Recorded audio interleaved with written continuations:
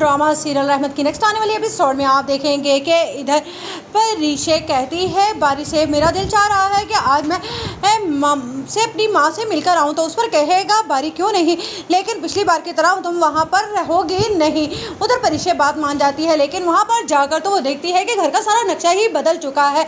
यहाँ पर तो दादी के कमरे में अब उसकी सौतेली माँ रुमैसा बेगम बड़ा जमान है। बस ये बात उसे बिल्कुल हजम नहीं होती और वो हंगामा करने की कोशिश करती है, जिस पर उसकी माँ कहती है कि मैंने तुमसे कहा ना कि तुम अपने घर के मामलात में मुदाखलत दो, यहाँ पर तुम्हारी हक नहीं बनता है। जिस पर कहेगी परिशे ठीक है। परिशे नाराज होकर तो चली जाएगी। उधर आप देखेंगे कि जब ज़ुहैब को काफ़ी परेशान देखेगी अलीज़ा तो कहेगी क्या बात है, आप मुझसे कुछ छुपा रहे हैं। जिस पर कहेगा ज़ुहैब नहीं, ऐसी कोई बात नहीं, मैं तुमसे कुछ छुपा नहीं रहा, लेकिन डॉक्टर्स का कहना है कि। जिस पर वो कहेगी हाँ डॉक्टर यही कह रहे हैं ना कि मैं नहीं चल सकती और अगर अल्लाह चाहे तो ये सब कुछ हो सकता है। जिस पर ज़ुहैब कहेगा हाँ क्या तुमने। उस पर वो कहेगी कि मैंने तुम्हारी बातें तो नहीं सुनी, लेकिन तुम्हारे चेहरे से मुझे कुछ ऐसा ही लग रहा था।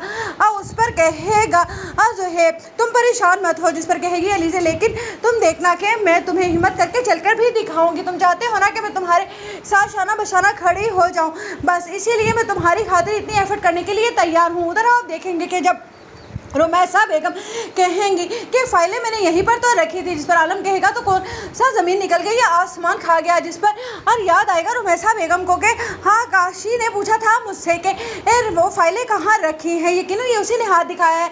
यहाँ पर रुमैसा बेगम अभी आलम को ये बात तो नहीं बताएगी और चुपचाप आप अपने अंदर ही ये सच छुपा लेगी। लेकिन वो काशिफ से कहेगी तुमने ये घटिया हरकत की है, मुझे तुमसे ये उम्मीद नहीं थी, तुम्हें इतना बड़ा नुकसान होने के बाद भी अकल नहीं आई। जिस पर काशिफ कहेगा हाँ बार बार खेलने से ही सब कुछ हासिल होता है। जिस पर उसकी माँ कहेगी मैं जान चुकी हूँ कि तुम मोटरसाइकिल पर रेस पर पैसे लगाते हो, तुम्हारे अब्बा को तुम्हारे तमाम एक्टिविटीज़ का मालूम हो चुका है।